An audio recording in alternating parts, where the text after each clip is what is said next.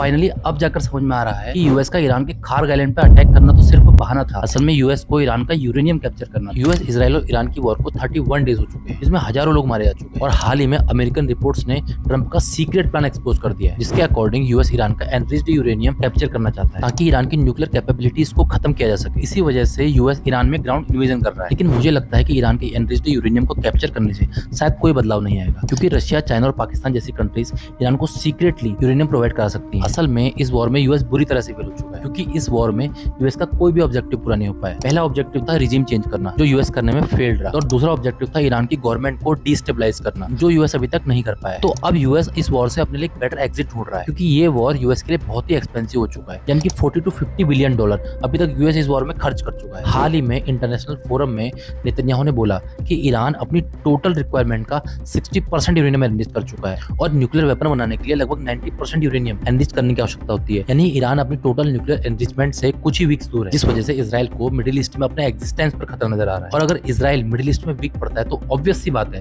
कि यूएस भी middle east में पूरी तरह से वीक पड़ जाए। इन माय ओपिनियन यूएस और इजराइल ईरान के ऊपर एक्शन लेने में काफी लेट हो चुके हैं। आपकी क्या राय है, कमेंट करके जरूर बताइएगा।